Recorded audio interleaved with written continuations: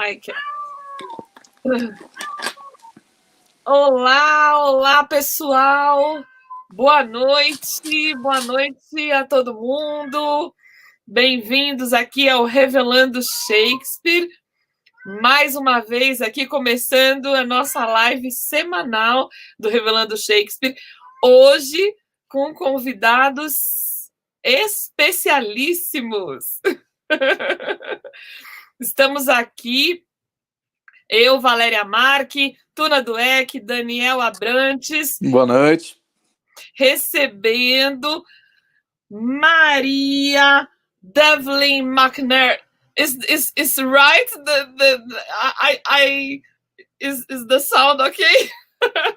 And Michael Dobson. We are very happy with you here in our live, in our meeting. Welcome for everybody. Oh, here we have Roberto arrive. Hello, Roberto, tudo bem com você? O pessoal está chegando. Podem ir falando um pouquinho com a gente. Boa noite, Arce. Boa noite todo mundo que está chegando. Chamem os amigos para começarmos aqui o Revelando Shakespeare desta quinta-feira. Hoje a gente vai conhecer um projeto super legal, que é o projeto Shakespeare For All, né? E aí nós vamos conhecer um pouquinho como é que é esse projeto, conversar um pouquinho sobre o projeto. Queria dizer para vocês que nós vamos começar a live falando em português, mas ela vai para o inglês, e nós vamos ter futuramente legendas, da mesma maneira que nós já tivemos legendas com o primeiro vídeo do Michael Dobson e o vídeo do Robert Miles também. Os dois vídeos estão com legenda e vocês podem acessar lá no canal do Revelando Shakespeare. Boa noite, Paulo, Alisson, Marília, Roberto, John Devlin, muito bem, welcome. Vou só dar uma traduzida para eles rapidinho, né? We were saying, Valéria was saying that in the future we'll have subtitles for this interview, and so she was introducing your Maria and Michael. So just a quick translation. So you will not imagine that we are saying things, you know, weird things about you. Bom, eu queria só introduzir o Michael, ele é diretor do Shakespeare Institute, e vocês já conheceram ele na live que nós fizemos há algum tempo atrás, acho que foi no mês de julho. E a Maria, ela vai falar sobre esse projeto Shakespeare For All. Eu queria dizer um pouquinho da Maria. A Maria, ela é uma estudiosa de Shakespeare, que atualmente mora em St. Louis, Missouri, Estados Unidos. Ela recebeu seu PhD em inglês pela Harvard University, onde ela estudou com Stephen Greenblatt.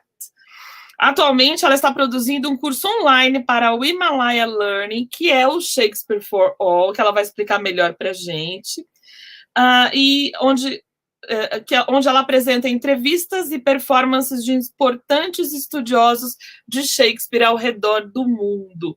E tem aí uma novidade muito legal com relação à interpretação de atores, que depois a Tuna vai contar, porque ela participou também. E aí, vamos começar com eles. Well, let's start, Maria. Maria, could you explain to us how the project Shakespeare For All works, and what is the intention of this project, and with whom do you want to talk and to interact with? The project Shakespeare For All is an audio, a course, a podcast, all together. And how do you see this format and the interaction with Shakespeare's work? Yeah, thank you for the question. Thank you for having me. It's so lovely to be here, and hello to all the people who are watching. Yeah, so this project, Shakespeare For All, that's being produced through Lyceum Studios, which is incorporated under Himalaya Learning. It's really summed up in the name Shakespeare For All. Our target audience is anyone and everyone who's interested in Shakespeare, but most especially people who haven't really gotten to learn a lot about Shakespeare, who might not know anything about Shakespeare except that it's a familiar name. People who might feel a little bit, maybe intimidated by Shakespeare, or feel like, I don't know, it's something that's, in a language that sounds almost foreign. How can I get into this?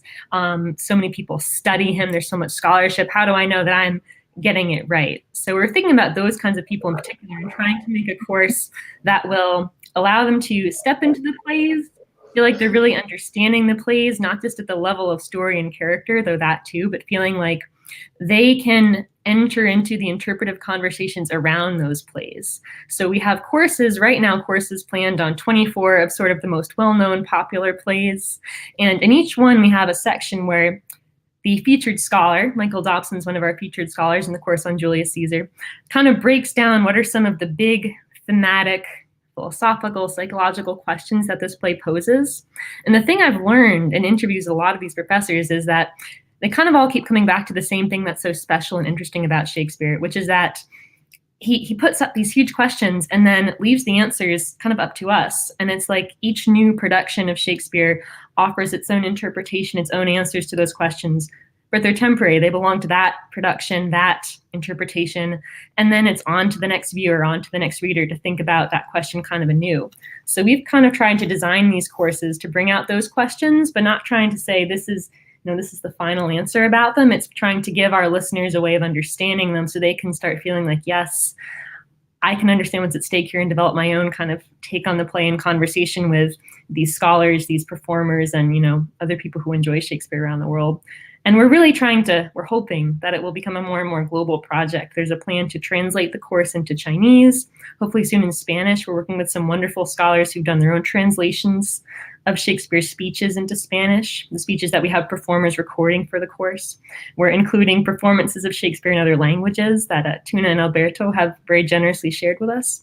So we're aiming for all interested parties of Shakespeare, hopefully as far around the globe as we can go. Thank you. I mute my microphone. So, Michael, did you do some partnership with the project too?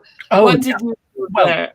Maria wrote quite speculatively, saying, "Well, might I be interested?" I mean, especially since Maria studied at the Shakespeare Institute one summer a while ago, and I'm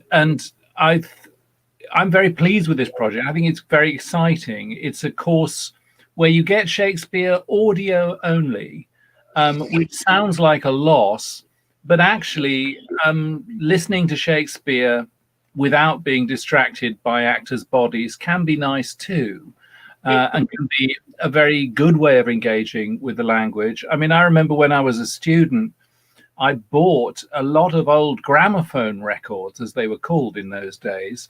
They were 33 rather than 78, I should say, in terms of the speed they went round, that had been made by the Marlowe Society in particular in Cambridge in the 50s and 60s, of audio recordings of Shakespeare, which have stayed with me. Extraordinary casts, Ian McKellen as Mardi and the Eunuch in Antony and Cleopatra, Prunella Scales as Charmian, and John Gielgud, unforgettably, as Richard II. And so the idea of audio courses, reaching out to anybody who can log on to a computer anywhere in the world, so far who can speak English, but we hope that Maria's courses will reach China as well, struck me as a very, very good one. And especially since Maria said one of the things she wanted to do was just record she and I talking about Julius Caesar.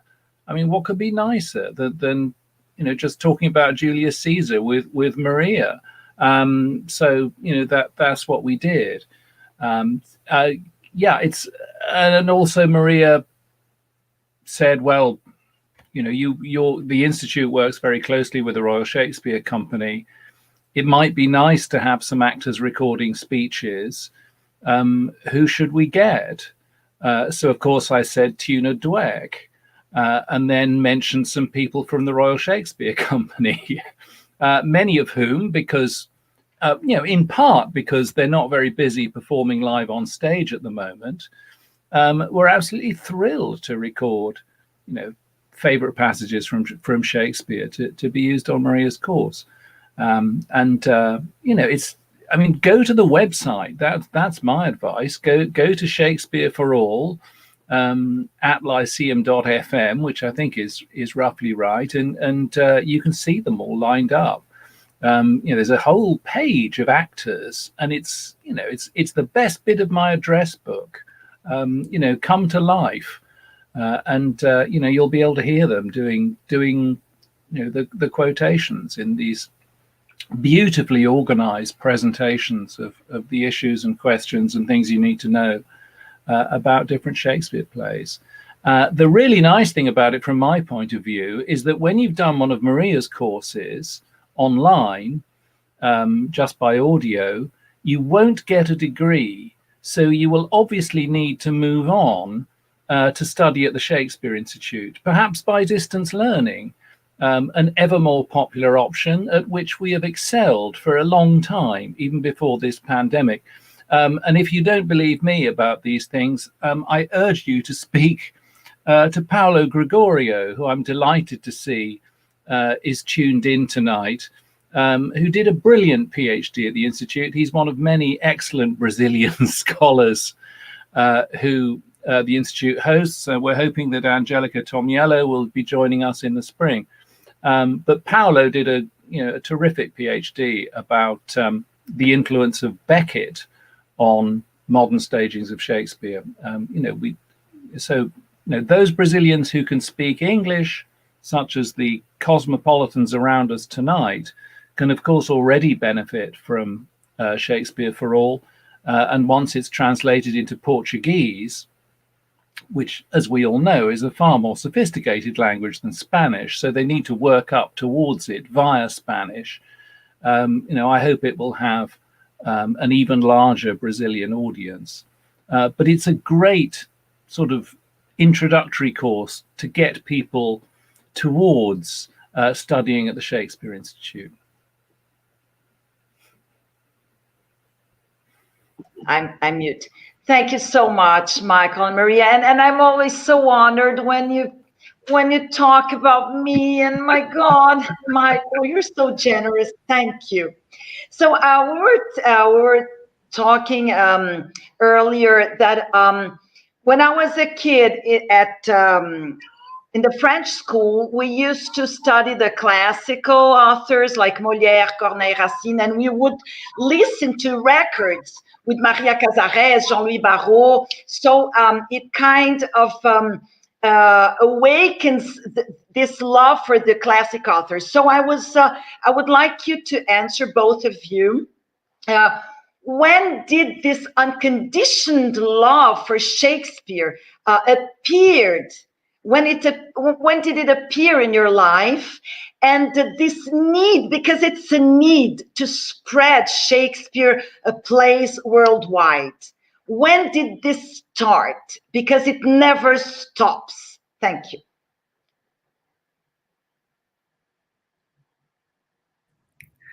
That is such a lovely question to think back in the time in my life when this started, because it was very vivid. I did a semester-long honors course on Shakespeare my sophomore year in college, and I remember feeling so sad when the final came around, because oh my gosh, like he's been like my friend this whole time, and now it's like I have to say goodbye to him.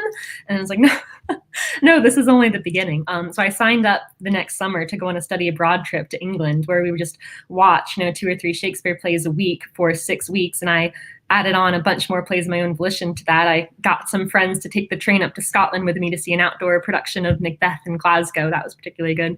And that was the first time I ever got to visit Stratford. We saw Julius Caesar and The Winter's Tale, and when I mentioned these productions to Michael, he knew all about them. And that was sort of it.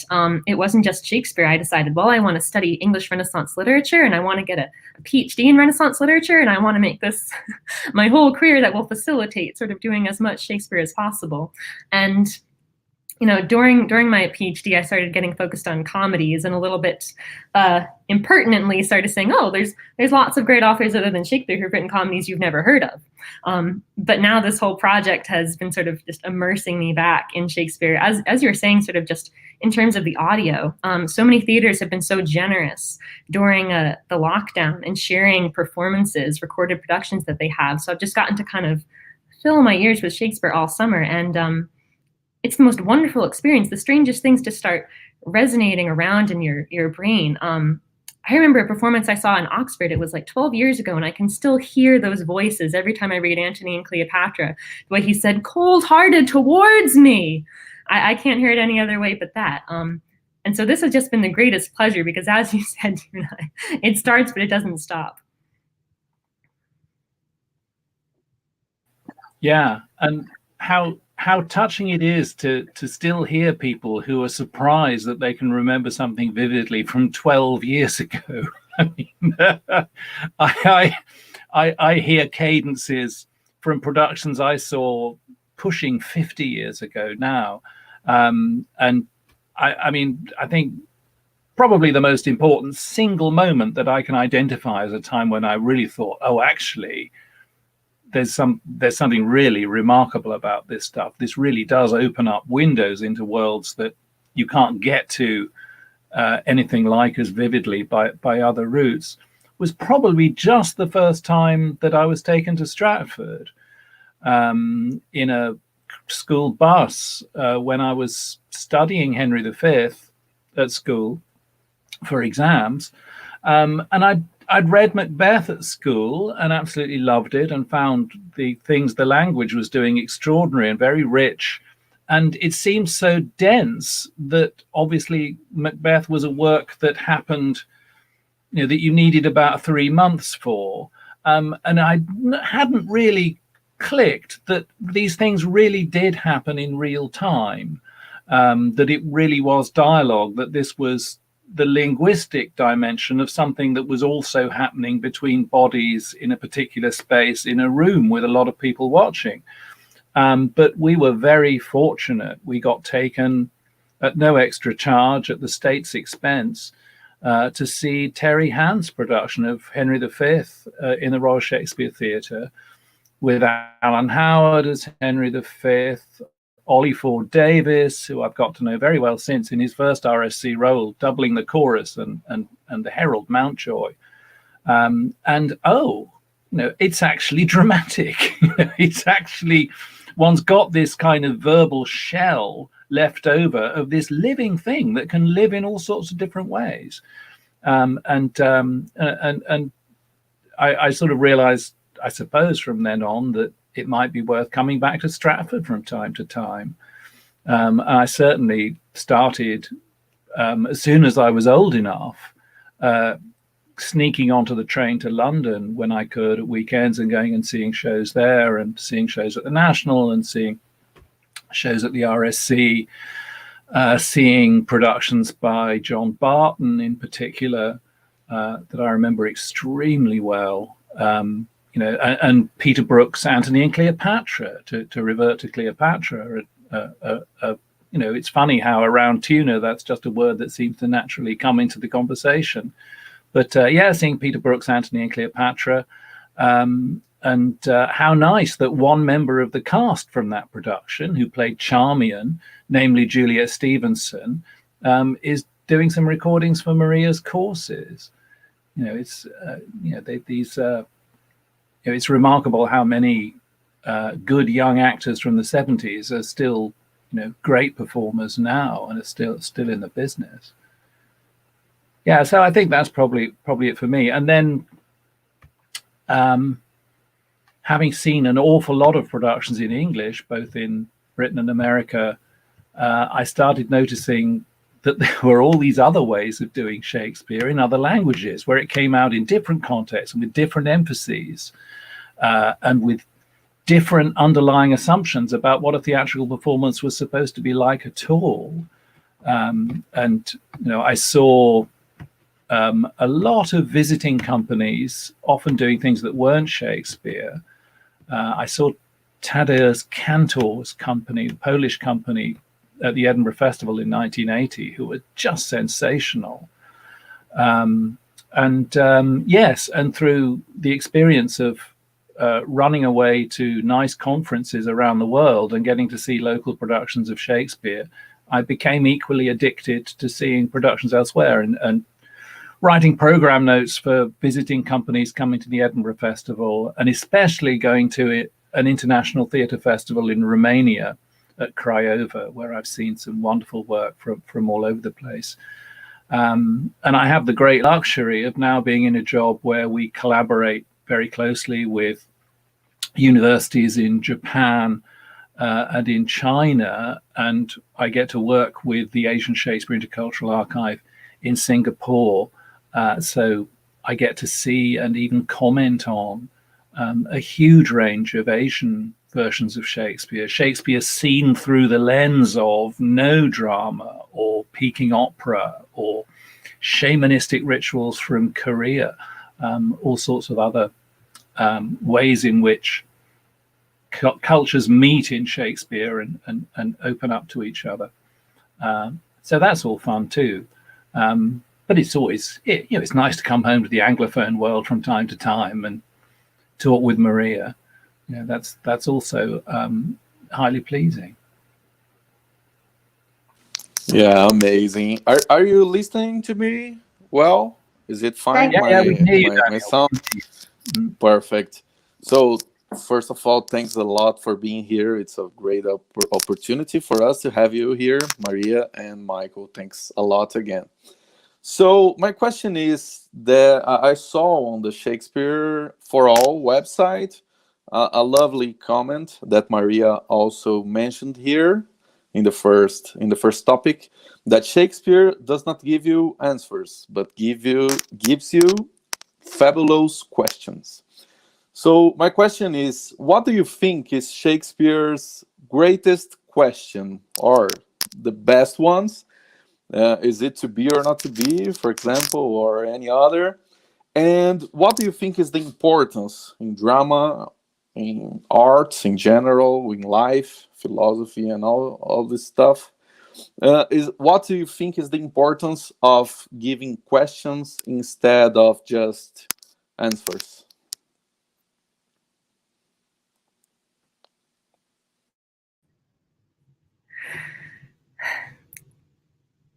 So there has been one question that Shakespeare poses brilliantly in multiple works that has stuck with me ever since that summer when I went to Stratford and saw Julius Caesar for the first time. And it's this question of honor versus pragmatism, sort of principles versus politics. What is, sort of right in an ideal world, and what will get you the best that you can get in the real world? This is, for me, the question that keeps me coming back to Julius Caesar, right? This character, Brutus, who I can't, no matter how many times I think about him or see this performance, I can't make up my mind what to think about him. I feel like I should love him and should admire him. And then there's a part of me that's so impatient with him, right? Almost the first thing that he says is, I love the name of honor more than I fear death. And there's a part of me that's like, it's true, right? Honor leads him on to this pursuit, right? Trying to overturn this potentially tyrannous regime that leads to his death. And he does it, like a noble Roman, but it's not just his death, it's his friend's death, it's his followers' deaths, it's the death of the republic they were trying to save. And to me, just so many situations and moments in life keep posing this question, like, are you going to stick to your ideals, even if that means you end up destroying the thing that your ideals were directed towards? Or are you going to saying, what's the point in getting something, some grubby little victory in the next election or something, if it means you stopped being the person that it mattered to you to be, right? The Romans keep talking about themselves. Brutus shall not do this. Brutus bears too great a mind. They have this like platonic ideal in their mind of who they are, and they just want to keep living up to that image their whole lives.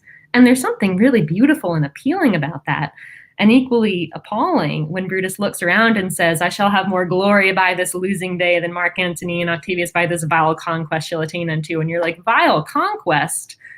Aren't you always looking to have that conquest, have a success? And as you'll see in our website, we're doing a special sort of bonus course on Shakespeare and Game of Thrones, because I feel like that question, honor versus practical politics, is built in throughout that series, and part of what makes it so richly interesting? I don't feel like that's a question you can ever fully answer, but it's one that every one of us has to keep asking ourselves all the time. So that, for me, is one of those central questions in Shakespeare.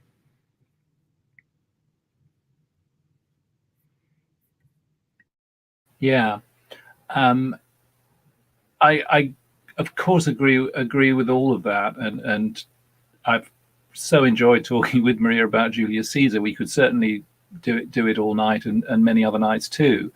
I think one of the most valuable things about Shakespeare as an artist, and as a sort of artist with a potential social influence, is that he's one of the few great geniuses who gets out of his own way and gets out of our way too, rather than having artworks that say, here I am, I'm a unique individual, and this is my point of view. You don't get that from Shakespeare at all. You get almost the opposite. You get, here's a kind of working hypothetical model of how lots of other people might interact. Where do you fit into this model?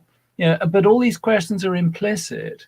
There's not a single task or vision imposed on you.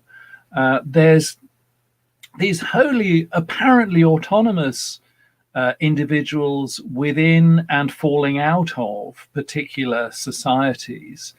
Often, as in the case of Brutus, somebody who ought to fit right in as one noble Roman among others, but finds himself talking to himself and not being comfortable with the way his society is going. And, you know, once you start talking to yourself in Shakespeare, there's very rarely any way back. I mean, Brutus sort of refuses the social contract. It's one of the things that Shakespearean tragic characters tend to do, and the comic ones as well. It's just that they often find a way back. You know, the obsessively jealous Master Ford is eventually talked out of the conspiracy theories he's talked himself into and rehabilitated. Even Falstaff, the disruptive, aristocratic, decrepit seducer who's arrived in this respectable middle-class town, having been punished, he's invited to the party at the end as well. You know, there's a sort of generosity that allows characters to be themselves and allows us to imagine ourselves not just into a single vision, but into the spaces between them, and into, you know, to think of our whole communities in Shakespearean ways. I think that's one of the reasons why Shakespeare clubs, Shakespeare societies have sprung up in so many places. These are remarkable plays for convening societies that like to talk about the possible societies that the plays themselves depict. Yeah, which is, you know, another good reason for buying the only major scholarly work about amateur Shakespeare performance, which coincidentally was written by me and can be obtained from Cambridge University Press, that one, and all good bookshops once they reopen. And it's a coincidence, excuse me. These weeks we've been talking a lot about Shakespeare because we were living election period, both in the United States and in Brazil. So all this issue about ethics and about doing anything and everything to get power is it's a very Shakespearean issue, I think. Yeah. Yes. Absolutely. And in this country, we're laboring under a prime minister who regards himself as a great fan of Shakespeare, who signed a contract to write a book about Shakespeare, which, you know, the only good thing I think about him being prime minister is that it's prevented him from writing his book about Shakespeare. But he has, you know, as has been pointed out behind his back by some of his parliamentary colleagues, he has many things in common with Falstaff, but not at all the things you would want in a national leader. Amazing, amazing, Michael. Great comment.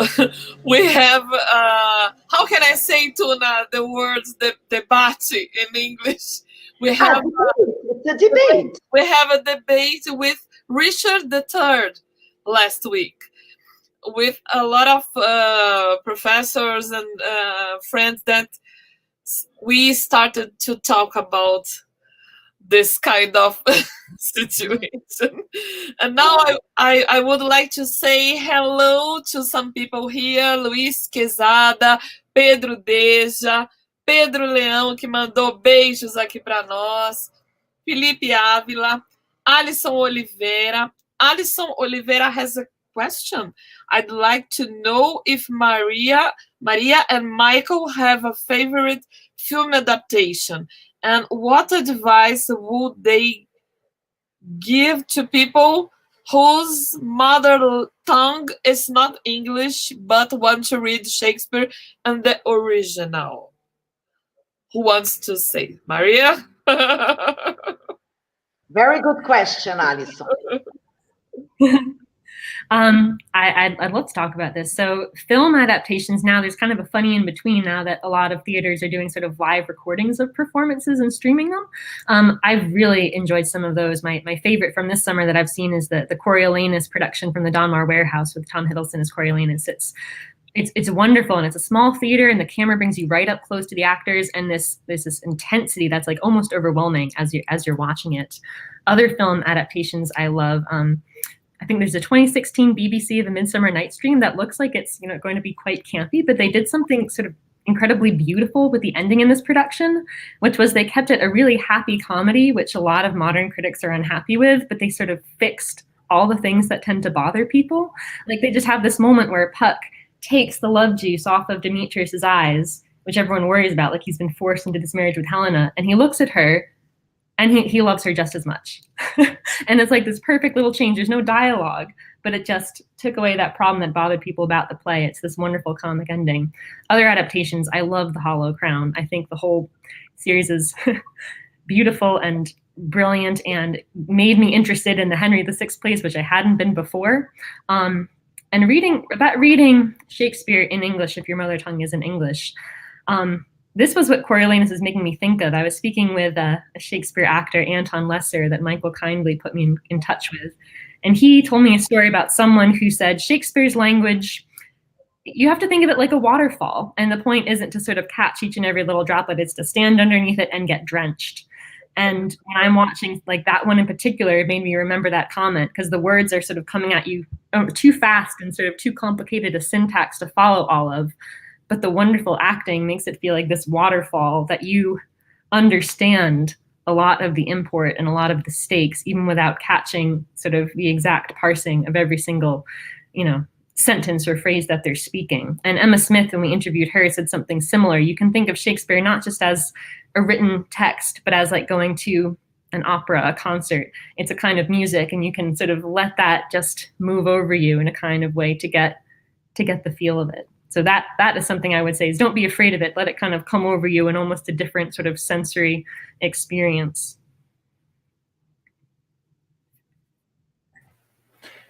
Yeah, I think that's very, very good advice and a good analogy. And I saw Emma Smith this afternoon, and she sends her regards, by the way, to Maria. Yes, I think seeing it performed, whether you're a native speaker of whatever language the actors are using or not, is always the key, I think.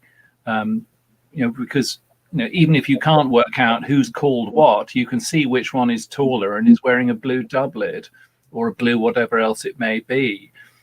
You'll get a remarkable percentage of what's going on, and gradually your ear will become attuned to what's happening. I mean, heaven knows my Portuguese can't amount to a vocabulary of more than about 17 words. But, I mean, one of the happiest evenings I've had in a theatre was watching Troilus and Cressida in Portuguese in Sao Paulo when Tuna played Cassandra. And it's true, I have a slight advantage in that, I do know the text in English quite well. But it was a really interestingly cut version and a great night out at the theatre. So, you know, I would advise anyone to, yes, watch videos as a poor substitute for seeing it performed, if you can't see it performed live. And of film adaptations, I would rather see a bad stage production than a good film any night of the week. I think seeing things in 3D where you're in the same room with people who are actually performing to you in particular is in real time is absolutely irreplaceable. But of Shakespeare movies, I like the Richard Long Crane Richard III with Ian McKellen as Richard. I tend to like film adaptations of Shakespeare that go quite a long way away from the theatrical text, that have had to have creative ideas, that have really acknowledged the fact that they're movies rather than films. Though that said, I do have a great affection for the old 1968 Midsummer Night's Dream, directed by Peter Hall, with Judi Dench as Titania, even though Judi herself claims to this day that she has never watched it because she doesn't want to see herself painted green with the odd bit of ivy sellotaped strategically to her body, which is, you know, what her costume was in that show. But it's a great cast. Diana Rigg, David Warner, Ian Holm, Helen Mirren, you know, it's Michael Jaston, it's Clive Swift. I mean, it's not a bad bunch of people to see, even in a rather low budget film shot partly in a muddy pond in Warwickshire. So yeah, listen to it. I mean, there are such things, if you have the luxury of being able to find them, as parallel text translations, where it gives the English on one page and then another language on the other opposite, so that you can read it in your own language and also cast an eye over to how it looks in English. But, you know, Shakespeare, it's great to read Shakespeare. He did publish some of his stuff. The narrative poems are designed to be read, but the plays are designed to be performed. They're designed to be performed in your head even while you're reading them. It's much better to get a sense of how they sound when actors are speaking them. So, you know, one thing you might do is perhaps sign up for one of Maria's courses where you get some really good actors speaking this waterfall of signifying sound, only a percentage of which even native speakers are going to pick up, and they're going to pick up a different percentage of it every time they hear it. Michael, we have some questions here, but before, I would like to suggest you and Maria to know our great production from Revelando Shakespeare, Macbeth. Oh, yes, absolutely. An experience, a very interesting experience. Yeah. I don't know if you see? Did you yes. see? It's by far one of the most imaginative uses of the online medium for Shakespeare that I've seen so far. Yeah, no, it's great. I mean, you know, witches like that, I mean, you know, people are going to be enchanted. That's what's going to happen. So, Maria, maybe you can see and tell us about it. So I'm very excited to see it.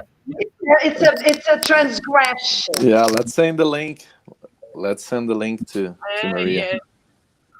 I have two questions here. Pedro, he is a friend of us. He's always here in our lives. Pedro wants to know, Maria and Michael, do you really think Shakespeare is for everyone? Doesn't the popularization of texts and their simplicity diminish it, in your opinion? Well, while I'm in close up, let me answer this first, and then Maria can pick up the pieces afterwards.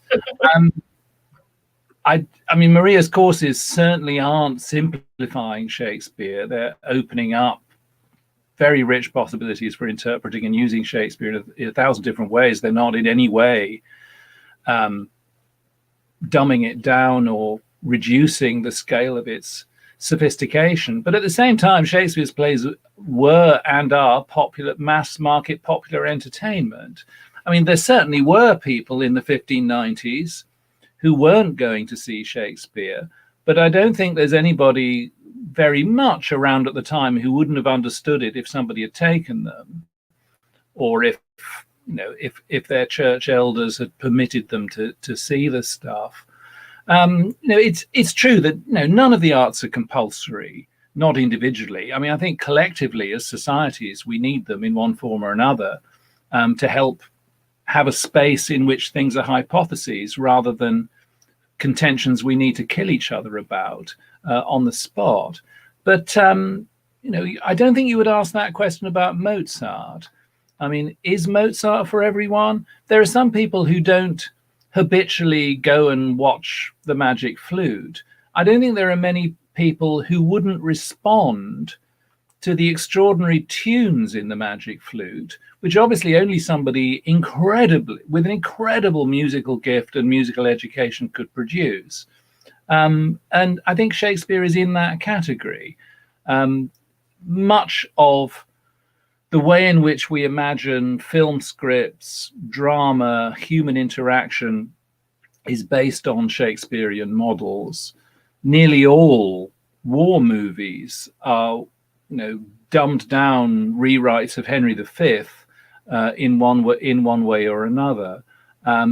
So I do think Shakespeare was always a mainstream, popular writer of entertainment. It's very, very intelligent entertainment, but even so, you don't have to be an overeducated old academic like me to get pleasure out of Shakespeare. Otherwise, it would have vanished from the face of the earth some centuries ago. So, I think Shakespeare for all it always was for all. Not everybody wants to take that up, but it's not that pretty much anybody couldn't find something in Shakespeare that did something for them, given half a chance. And I'm delighted that Maria is in a medium for giving more people different ways of having that chance. So over to Maria. Thank you, Michael. Yeah, I think that is a great thing to remember, that these did originally start as things they wanted as many people to come to, and they weren't going to get the same thing out of the plays. But I think the idea was that there would be something for everyone. I think it is possible. I think you've talked about this in different points, Michael, that there's a way in which popularized Shakespeare can be a bit of a diminishment. I'm getting an interesting perspective on this right now because I've got a little 16-month-old who's getting baby versions of Mozart and of Shakespeare on her little baby piano that plays, the opening chords of the overture to The Marriage of Figaro. And she's got a little Midsummer Night's Dream, and I ask her, "Where's Nick Bottom?" And she puts the donkey head down on him before she points to him. Apparently she thinks he's meant to be a donkey. But anyway, my hope is that at somewhere in her brain, she will remember as she gets a little bit older, when she sees an illustration on the cover of A Midsummer Night's Dream, like, oh, I've seen that picture before. I want to open that book and find out what it's about, or I've heard that chord before. I would like to listen to the rest of the song.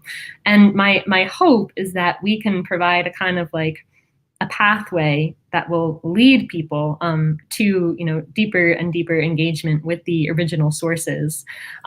And I think that's always a great reason to have things that sort of help you get there. It's not that, right? It's not that everyone is going to love every play or should or has to, we all have to love Hamlet. I asked this question sort of virtually on a Zoom talk that Harriet Walter did. Like, if you're a teacher who's trying to teach Hamlet to her 21st century students, and they're like, why are we bothering with this 400-year-old person? What do you say? And she said, well, find bits of it. You might not love this play, or find a speech, even out of context, that will just speak to you for some reason, that will resonate with you, and sort of adopt those words as your own. Find the parts that you like. And I really do believe that looking at his corpus, there will be something there, most vividly, easily found if you get to encounter good performers, that will speak to you. And yeah, my hope is that these kinds of paratexts will just lead people more easily into the originals.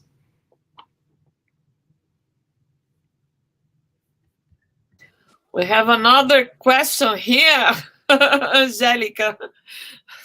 Holochrome is amazing, isn't it? Actually, the series is part of my PhD project. Love Reaches the third episode, almost a movie, with Benedict Cumberbatch.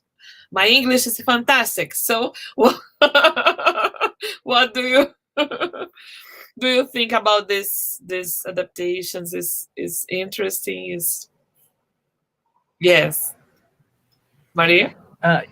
Michael. Okay.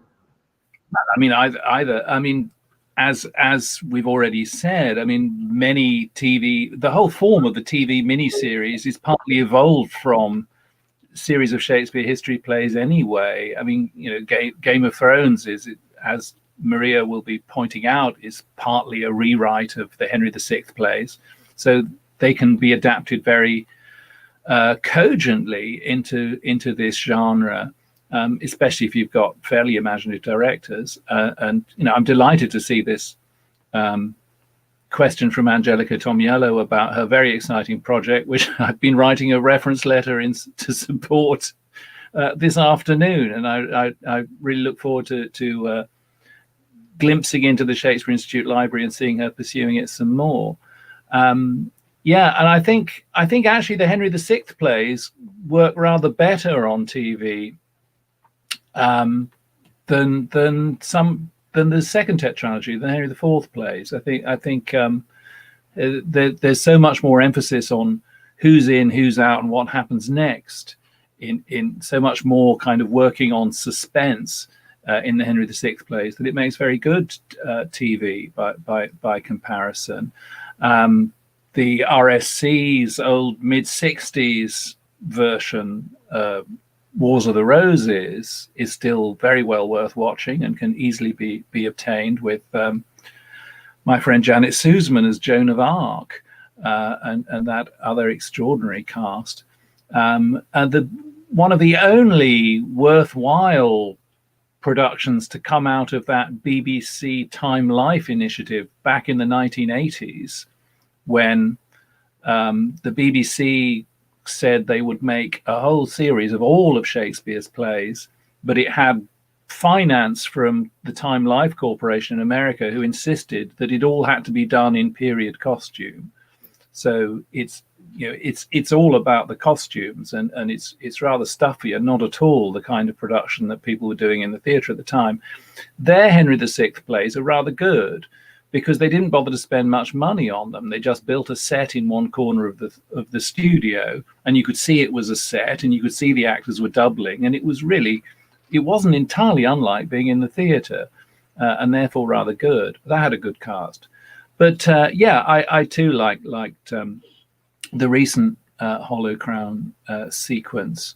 Though there's been some anxiety, I should say, in this country about the fact that Sophie Okonedo, who is a wonderful performer who, you know, I remember seeing in her first Shakespearean role when she played Cressida at the National, and who played a very fine Cleopatra opposite Ralph Fiennes recently. There was some anxiety that she was one of the only black performers in an otherwise largely white cast, and that she'd been cast as, you know, Margaret of Anjou, the she-wolf of France, and was, you know, rather sexualized and rather villainous.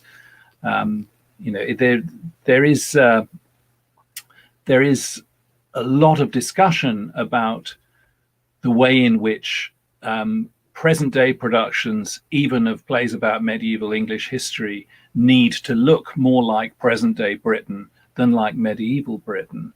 You know, there is more diversity in the world than Sophie Okonedo.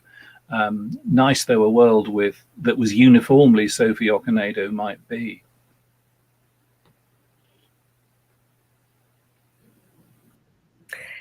Yes, this question of race and representation in the Shakespeare's history plays and in Game of Thrones in parallel is something that we discuss in one of our episodes about Shakespeare and Game of Thrones with Professor Jeff Wilson, who has a forthcoming book called Shakespeare and Game of Thrones, who engages very in a very sophisticated way with the criticism that lots of Shakespeare scholars are doing around this project. I've really enjoyed seeing some of the all Black cast productions, Julius Caesar, Hamlet from the RSC, watching these this summer. So my saying would be not that we should object to Sophie Okonedo being cast in that part, but that we should be bringing in more people around here. I thought her performance was absolutely fabulous. Yeah, the Hollow Crown, I understand what you're feeling, Michael, about live performance. As I'm also, there are some kinds of details. I also wonder how you could sort of put these on stage, like the way that they set up this duel between, you know, Mowbray and Bolingbroke at the beginning of Richard II with these tense looks, you know, one to the other, and are we going to do this now? And at the last moment, Richard sort of like casts down, you know, just halts the duel, and it's this wonderful, vivid sense. And it might be because I was only an, you know, sort of unsophisticated undergraduate when I first came to that play, and I was like, my gosh, these guys are just standing around here talking for a long time. And that production helped sort of bring the play more to life for me, and I imagine it's sort of doing the same for a lot of people, the Game of Thrones generation. Yeah. Okay, we have some trick questions here, and I would like to change a little bit the subject. Maria, the audio and podcast market is booming here in Brazil, but in the USA and England, it is already well consolidated and structured with different formats and platforms. Is it a form of interaction with knowledge and with Shakespeare that is most interesting today? How do you see this format for Shakespeare? And I have a big question. If William Shakespeare were alive with us, would he have a podcast? Well, he strikes me as being such a good entrepreneur, you know, on the cutting edge of new technologies, that it's like, yeah, he probably would have a podcast and his own YouTube channel, probably. But I think this is a great format for Shakespeare. At least there are some parts of the plays that they, you know, at a certain point, maybe they can feel kind of familiar, that you sort of, if you're reading the text, you're like, oh, I know what this speech says. This is the to be or not to be speech. I've sort of come to that. Now and with the audio, you're sort of, you have to slow down and give the same pace to every word, and you're hearing someone new say it in a way that hasn't, you know, maybe struck you that way before. So I think particularly for Shakespeare, a medium that's performative, but a medium that can also become almost too familiar in a written sense. I think it's a beautiful way to share Shakespeare. I know it's been transformative for me just working on this course, and encountering Shakespeare in that way, as opposed to when I was in grad school, it was mostly reading it. I wish I'd done graduate school not reading the plays at all, but just listening to audiobooks the whole time. Yeah, seconded, which is largely what I did when I wasn't skiving off and going to the theatre the whole time. Yeah, I mean, some of us grew up with the great luxury of listening to BBC radio dramatizations of Shakespeare. It's a very, very good medium for Shakespeare. And, you know, to drop yet another name, I was talking about this a little while ago with Kenneth Branagh, who loves doing Shakespeare on radio because, as he says, if you adapt Shakespeare for film, film expects realism and naturalism and doesn't expect people to be talking in verse. There's always a risk that there's going to be a distracting mismatch between the poetry people are speaking and the fact that you're looking at a realistic looking photograph of them in a real looking place. Whereas on radio, the formula for Kenneth is having very, very realistic soundscape and sound effects, but really beautifully spoken verse. And he did an audio recording, whenever it was, 2014, of Antony and Cleopatra. Yet again, we're talking about Antony and Cleopatra with him as Antony and Alex Kingston as Cleopatra, and it's wonderful. And it's one of the most epic productions of Antony and Cleopatra I've ever been anywhere near. You know, it's much bigger than some of the film versions of Antony and Cleopatra, much bigger in the sense of its scope and movement than some of the stage productions of it I've seen. I notice a question, if I may, about what we think about plays or productions or movies that change Shakespeare to appropriate his text to their own culture. I think that's the only kind there are. None of us are Elizabethans. There aren't Elizabethan audiences anymore. There aren't Elizabethan actors anymore. Even to perform, thank you, Paolo, it's excellent. Even to perform Shakespeare in Elizabethan dress is to participate in a 21st century museum, and that's certainly not what Shakespeare was doing at the end of the 16th century. So, you know, it's the job of performers and interpreters to bring Shakespeare into the present. He won't fit the present completely, and that'll be very suggestive. There'll be all kinds of gaps through which we'll see all kinds of different things. But then he didn't really fit the past either. You know, people in the Elizabethan period didn't speak in verse much unless they were professional actors. So, you know, I think it's one of the great luxuries of knowing Shakespeare that one can see what the template is when it's being done in another culture, and get some way into that other culture via seeing what they happen to be doing with Hamlet tonight. Yeah, though I don't think Shakespeare would have had a podcast. I think he might have owned shares in a podcasting company, but I think it would be Ben Jonson who'd have been hogging the microphone. Thank you, dear. I was wondering here, in Brazil, we have this very big tradition of soap operas through television. But before television, we had radionovela, which were the soap operas broadcasted through the radio. So I feel that with this pandemic tragedy, we are kind of giving another meaning to listening to people. I mean, we are sick of watching. We are sick of images. We cannot go to the theater. So what you're doing now, I think you are like bringing back one of the main senses we have, which is listening. And I would like to know from Maria and Michael, if among all the languages you have been listening to, is there a language which is more similar to Shakespearean musicality? Thank you. Well,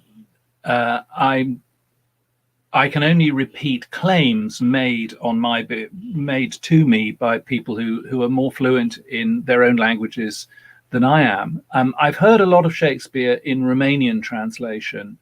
I know some Romanian translators, and above all, I know Ion Karamitru, the great Romanian actor, manager, and director of the Romanian National Theatre. He assures me that one of the great things about being a Romanian speaker is you can translate Shakespeare into Romanian and be pretty faithful to the natural stresses of iambic pentameter in English. Sa fi ou sa nu fi, il a problème. You know, he performs Shakespeare in Romanian in what is, to my ears, a very familiar rhythm. I saw his Prospero a couple of years back. It was wonderful. Whether one wants a translation to sound like English poetry when that's not what it is, may be another thing. I mean, Shakespeare sounds, well, there are some I mean, here's a decadent thing to say, but there are some Shakespeare plays I prefer hearing in some languages than in others. Love's Labour's Lost makes possibly even more sense in French than it does in English. And it's not just because of the setting. You know, that sort of playad, playing with love, courtly love poetry, and then juxtaposing that against the realities of this province, you know, works beautifully. And the Duprat translation is, I think, very, very good of that play. Richard III, I mean, I'm thinking of Lars Eidinger. Richard III sounds wonderful in German. I mean, my German isn't very good, but I can, you know, when Lars Eidinger acts Shakespeare, I have the illusion of understanding it extraordinarily well. Well, you know, which perhaps is all we ever get, even in our own languages. So, yeah, it's you need to ask yourselves that, because you have many more languages than I do to a much higher level. You know, I don't know which Shakespeare plays you think sound most at home in Portuguese, or which for you work best in French. Or in any of the other European and other languages. I mean, the first university lecture on Shakespeare ever was given about 2 miles that way in Oxford, and because of the educational culture at the time, the lecture was given in Latin, and all the passages from Shakespeare it quotes are translated into Latin. And they sound quite good. You know, I don't know whether one could turn Julius Caesar inside out so that the only phrase in it in English would be "and you, Brutus," and the rest would be in Latin. I've never seen it done, but it might be fun to try sometime. Okay. Daniel? Yeah, did not answer. Yeah, Maria's sorry. But I would say with Michael that I would also love to hear your opinions on this question, because one of the joys of this project is I'm just starting to get to hear Shakespeare in some other languages. Yes, I'm still mainly an English listener of Shakespeare. But yeah, I would love to hear your recommendations of where are some great places to look.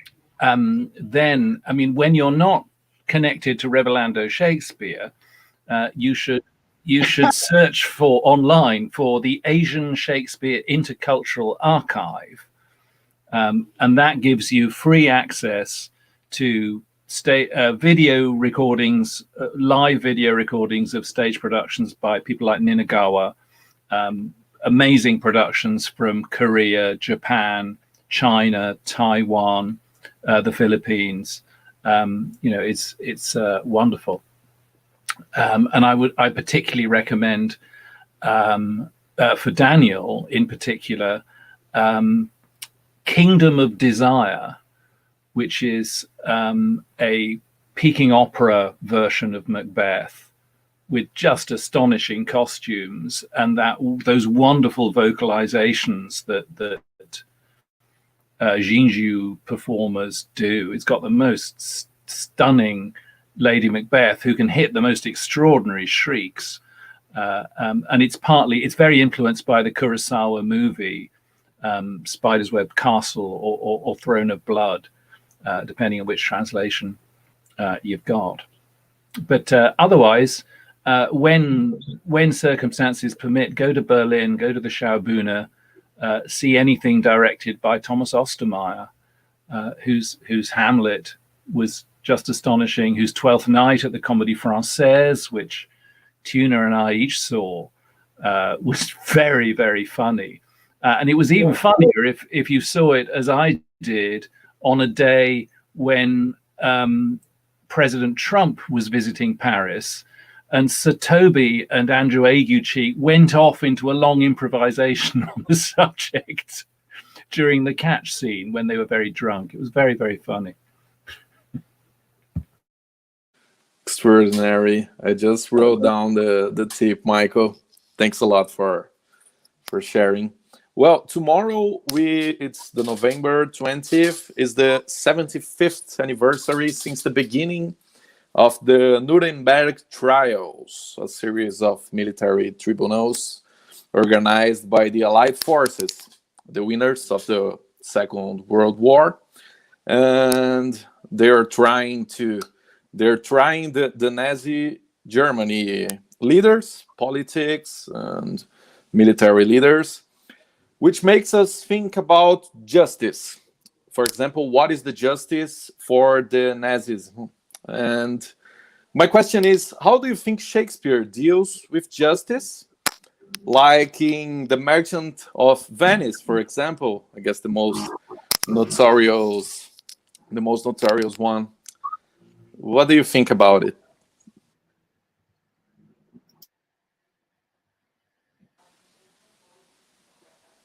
Who wants to answer? Yeah, who wants to the one who...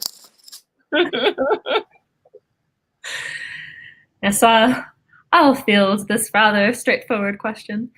Yeah, I've been working on the course this week, and I was talking with our featured scholar, Stephen Greenblatt, about the famous speech from this play, Hath Not a Jew Eyes, and he remarks on how that part, the middle of this part, hath not a Jew hands, organs, dimensions, if you prick us do we not bleed. People see it as this Enlightenment sort of notion about all things that people have in common and the basis of human rights, the kind of things on the basis of which you would hold something like the Nuremberg trials, or it's an international tribunal, things that all humans, all nations should be able to agree upon.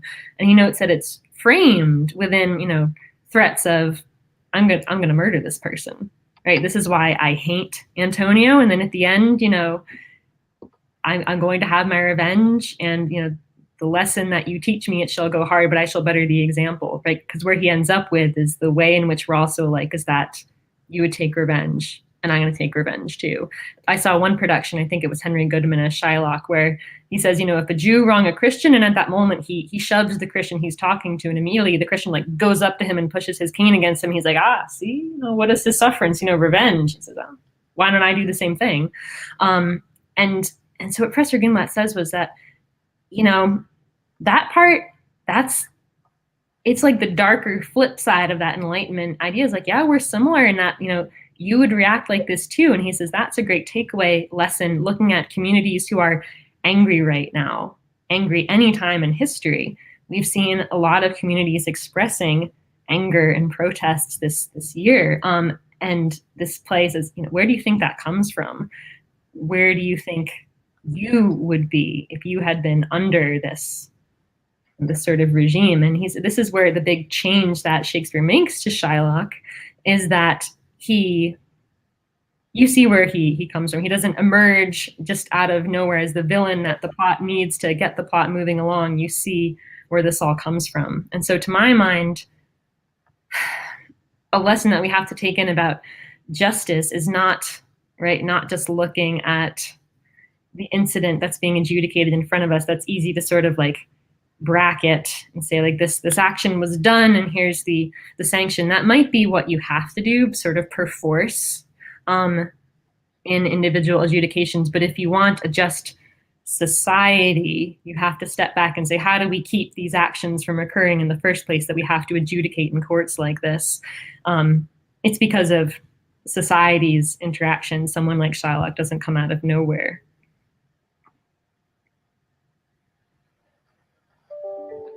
Yeah, it seems inevitable to mention Shylock when anybody mentions the Nuremberg trials. In fact, the only actor ever to have been, to the best of my knowledge, ever to have been legally punished for the style of performance he used in a Shakespearean role was Werner Krauss, who played Shylock in Vienna in a production staged in 1943. On the whole, the Nazis didn't like Merchant of Venice all that much because of Jessica marrying Lorenzo. That meant they had to rewrite it. It was a difficult play for them to stage because it had this interracial marriage in it, even though they often refer to Shylock in writings as thinking of him as a stereotypically evil Jew. They staged Merchant of Venice in Vienna in 1943, as I say, pretty much to celebrate the fact that by the time the production opened, they had deported and murdered almost all of Vienna's enormous Jewish population. And Werner Krauss was praised by Nazi reviewers for representing the degenerate Eastern European Jewish type. He clearly played up to Nazi ideas about what a Jew ought to be like. And a denazification tribunal eventually took him to task for this in, I think, 1946, and he had to pay a fine. But his career continued nonetheless. The Doge, I mean, the Duke of Venice is powerless in Merchant of Venice. The system can be fiddled. Human justice is a very precarious thing in Shakespeare, as he points out time and time again, as we see in Measure for Measure. Just institutions of justice, they're only occupied by people. They can be abused. But nonetheless, the ideal of justice is something that many, many people aspire to in Shakespeare. And it's clearly one of the ideas, as Maria says, that prevents societies from falling apart, even as an aspiration, even if it's never exactly or easily achieved. Okay. Don't you think that, desculpa, Valéria, só um minutinho. Okay. Brecht in Terror and Misery in the Third Reich, I think the character of the Jewish woman has been inspired in that Shylock Solilock, I think. Don't you think so? Yeah. Oh, yeah. I mean, when she says, what's wrong with me? Is it my nose? Is it my face? Is it? I think it's clearly inspired. Yeah, absolutely. Like so many other subsequent theatre makers, Brecht is soaked in Shakespeare. He can't help rewriting Shakespeare, even when he isn't deliberately and consciously rewriting Shakespeare. It's part of the oxygen that theatre breathes. Okay, we have a last question here. Angelica saying, what do you think about plays, movies that change Shakespeare to appropriate his texts in their own culture? Like a Brazilian Richard III performance, a Japanese Macbeth like Kurosawa's movie. And I would like to know if both of you know Hamlet from José Celso Martinez Correia. It's a Brazilian director. He has for 20 years ago he made a fantastic performance adaptation with a lot of elements of our culture, the music, the problems that we had here in that time. I think that was the most fantastic things that I saw in my life. I don't know if you know this performance. And what do you think, Michael and Maria? Who wants to begin? Well, I'll start if I may. I haven't seen a recording of that show, and I didn't see it at the time. I'm afraid I didn't get to Brazil until 2016, and I've been trying to get back ever since.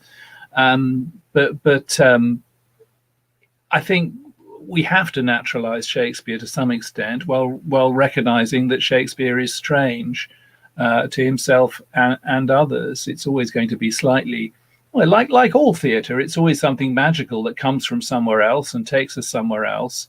And it's also a reflection of the world we know and recognize.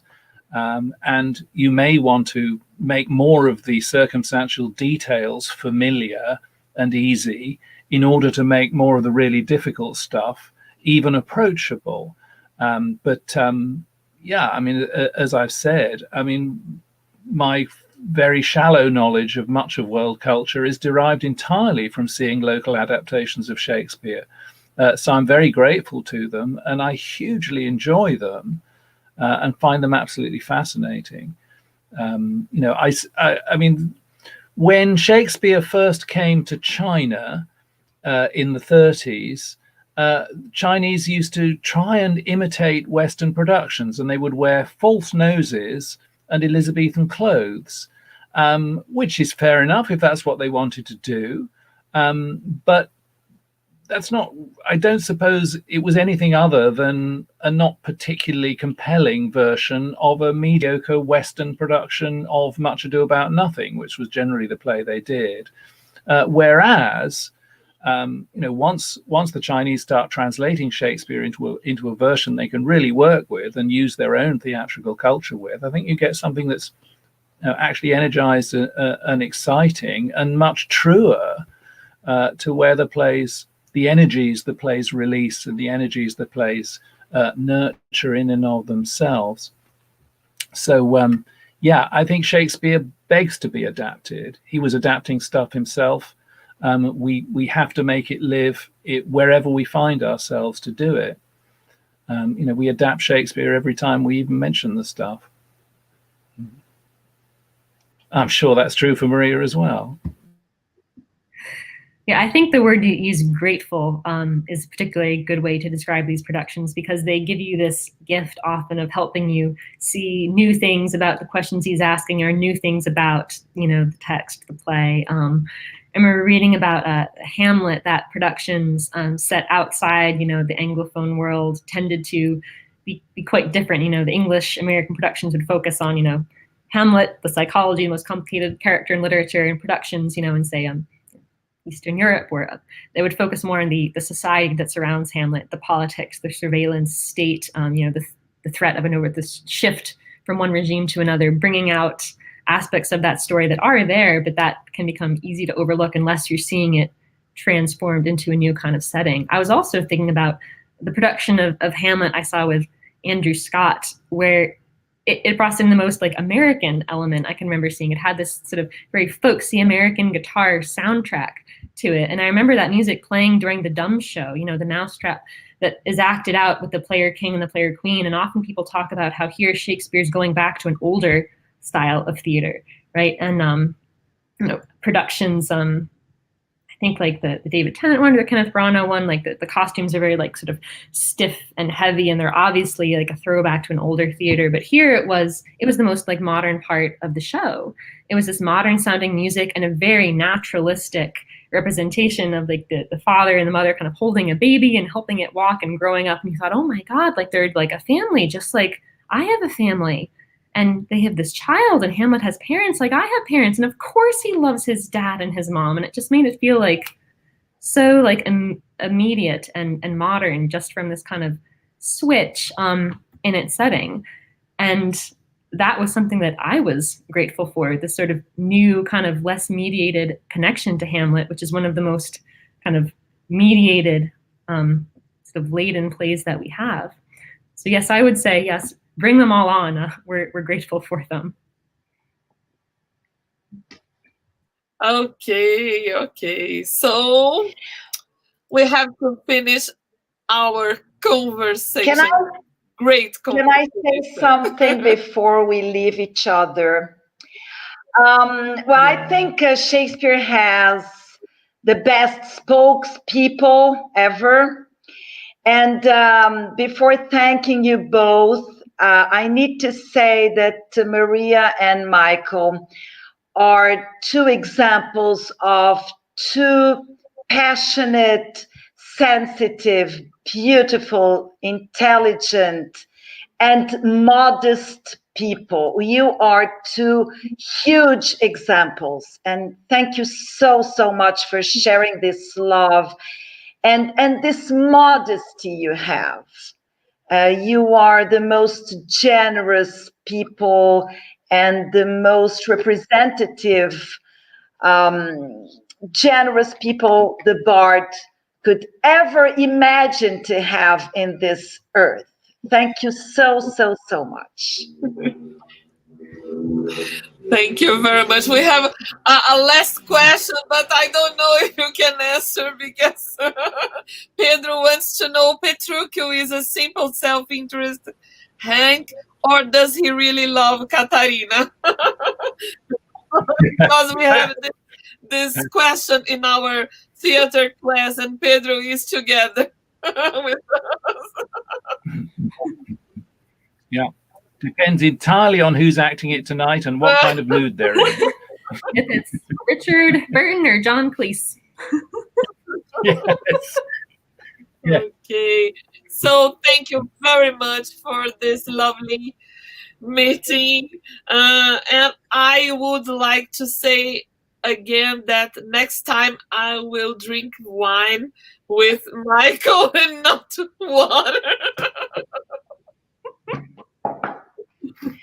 Thank you so much. I hope you've been pleased, Maria, because Michael, he's an old friend. He's used to us, you know, but not you.